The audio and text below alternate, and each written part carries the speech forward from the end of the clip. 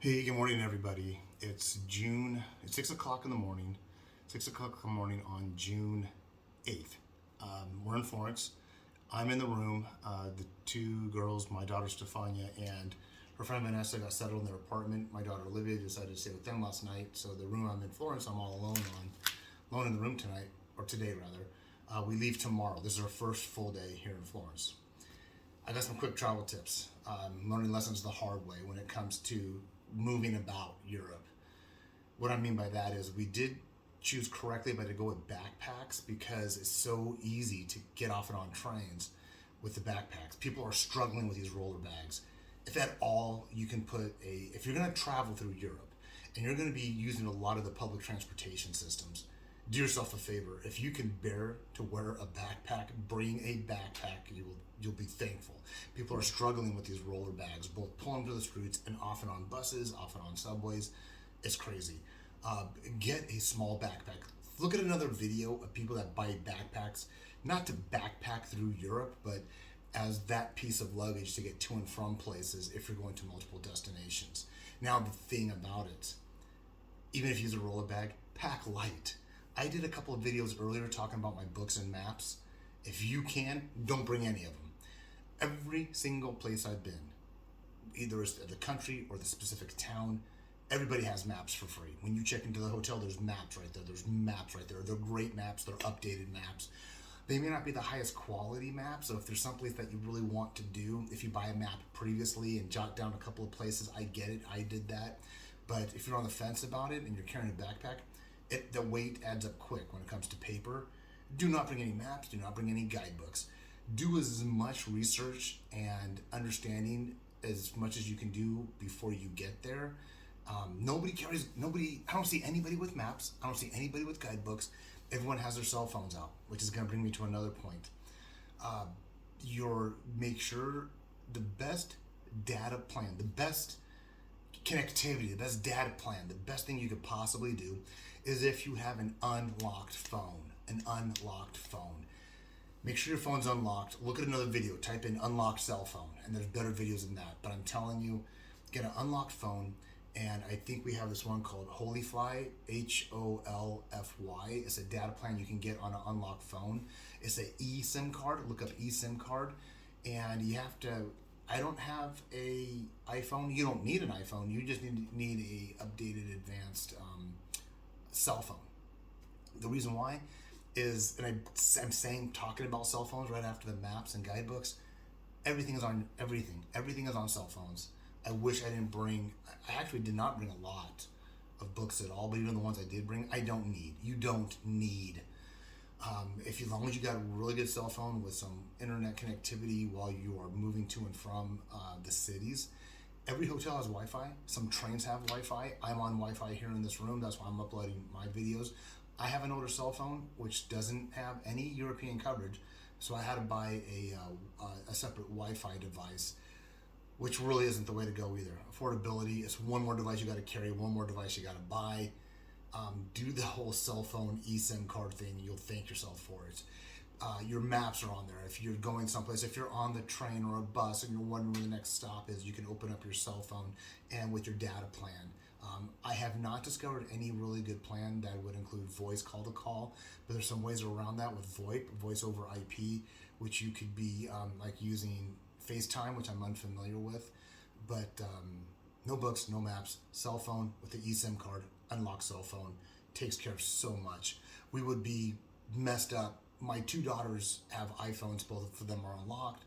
I got data plans for both of them, and it is well worth its weight in gold.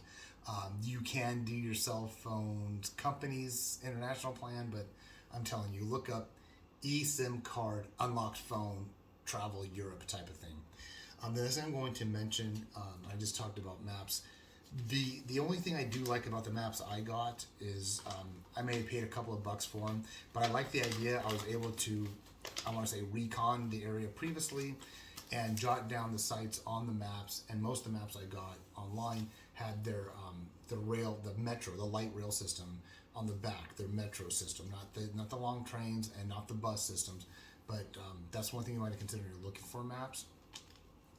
Going back to the weight thing, look at the Rick Steves videos about carrying weight. And one thing he says, which I totally agree with, nobody comes back from Europe saying, wow, I wish I would have brought more stuff with me. Nobody does. I'm going to jump to shoes real quick. I brought a really good pair of Keen hiking boots, and they are taking a toll. And you got to have some good shoes broken in previously before you're going to get here. Because if you don't, I have a pair that are broken in, but everyone I'm traveling with, all of us have gotten blisters. So here's the deal. If you could find this, I got this for $5.99 it is a Big Five Sporting Goods. All of us have gotten blisters, and we've only been here for 4 or 5 days. We're doing a lot of walking. We did the Duomo in Florence yesterday. It's thin. Get a blister packet. Also, if you're not going to bring a second set of shoes with your hiking boots, which I didn't, I was on the fence about bringing these, and I'm so glad I did. A simple pair of flip-flops. If you don't bring them, buy them while you're here. Most of the hotels, if not all of them, are not carpeted. The floors are kind of cold. You may be going into a common area if you have a shared bathroom. Do yourself a favor, believe me. If you're gonna bring, if you're gonna be doing a lot of walking, these are very, very refreshing to wear when you get done. Now, I showed you that little moleskin packet. Now, the next thing, which is really odd for me, is because I was a combat medic in the Army and I was a flight medic for the Air Force, so I'm all about the first aid. One thing I did do right, which I'm very, very proud of myself, I reduced my first aid kit to this little Ziploc bag. And we haven't had to use any of it yet. I do have one little bottle of antiseptic and one tube of Neosporin. There's just a couple of Band-Aids, a little bit of gauze wrap, and some gauze pads. Never broke into it, but so glad I didn't. And not only that, this can get you by in the event of something happening immediately. And there's pharmacies all over the place. What you don't bring, they'll have here. Since I have the Ziploc bag, this is a snack size Ziploc bag. It's more long than it is wide. Bring Ziploc bags. Bring, I would say, about maybe a total of 6 or 8 of different sizes. So I got this one. And I'm telling you, there are 1,000,001 uses for Ziploc bags. One use that I didn't consider, which messed me up yesterday, is I like carrying these things. Disinfectant wipes are some I carry disinfectant wipes to wipe down tables and common areas, and then some wipes I have is for face and body wipes. I love these things. What happened yesterday, when you start packing these, you open them up and you start using them. If the seal doesn't get right, it leaks out. The fluid leaks out because everything's pressing on it. What happened yesterday is that my Florence map, I don't know if you could tell, but it's all withered now. This got soaked. My Florence map got soaked. I had a ticket for the Duomo, the big church in Florence. That page was totally soaked. So if you're going to use these, get a good sized bag to put it in and to hold it and to seal it. So if that does happen to you, you're not damaging everything else in your bag. So Ziploc bags, bring about eight of them in about 3 different sizes. From the quart size, I think I have is there's quart size, to the sandwich type size, and then the snack size that I showed you earlier. Let's stay with bags for a second. I'm going to talk about grocery bags. If you're planning on staying and you're going to be going and getting groceries, anything of substantial weight, this is what you're going to get in Europe these days. These are very thin. They'll probably puncture, rip before they even serve its purpose. They don't like giving these out. They always ask, do you want a bag? But these are almost paper thin. I'm telling you, these are now. There could be a purpose for these too. So if you do get one, I recommend saving it. Maybe you're on a train and you want to use it for a handy trash bag, or maybe you don't have enough Ziploc bags and you want to put your moisture wipes in these lightweight ones. Great. But when it comes to it's another thing I'm kind of proud of that we did. When it comes to actually using bags for a weight loading purpose, I brought these reusable ones from a store near my house called Stater Brothers. I have probably about 4 of these. Some of them I put stuff in to bring here, but I went shopping for some groceries for my daughter's room yesterday, and I'm just glad I had 2 of these, because these are the bags they're going to put them in, and when you're walking, these are no good. These will definitely break. Just by chance, I had brought, and I never did this before coming to Europe, but by chance I brought 4 of these. Now, yeah, you can go out and buy a bag on the economy that's a little bit more sturdier than this, but these have multi-uses too. They're very lightweight, light compactable. I can't tell you all the uses for them. I don't know if there's a video on all these uses, but if you bring at least 3 or 4 of these and you're going to be in Europe for more than, a week or 2 weeks, and you're moving from place to place, do yourself a favor. And here's the deal. If you're into your trip and it's not something that you're really using, no money wasted, no space wasted. Toss it out if you don't want it. I guarantee you, if you left this in your hotel room, the next person is going to thank you. So if you don't want them, just leave them where they're at.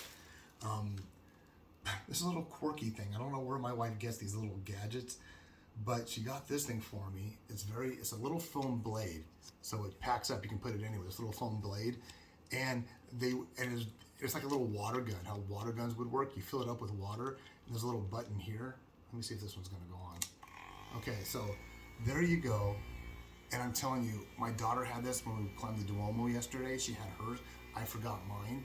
And oh man, it was saving my life. Everyone was like, where did you get that?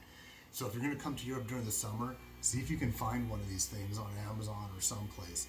It goes with the AA battery, I think. Yeah, there's a AA there, water reservoir, works on the same concept of a squirt gun. Now there's no water in there now because, flying out here. But if you push on this, the water sprays and it misses you. And I'm telling you, for how small, compactable, and light this is, definite. If you're going to stay in Europe if you're going to be doing laundry, let me just put it that way. You're traveling around, make sure you know where your laundry facilities are ahead of time, whether it be your accommodations or a local place. And what I did, I went on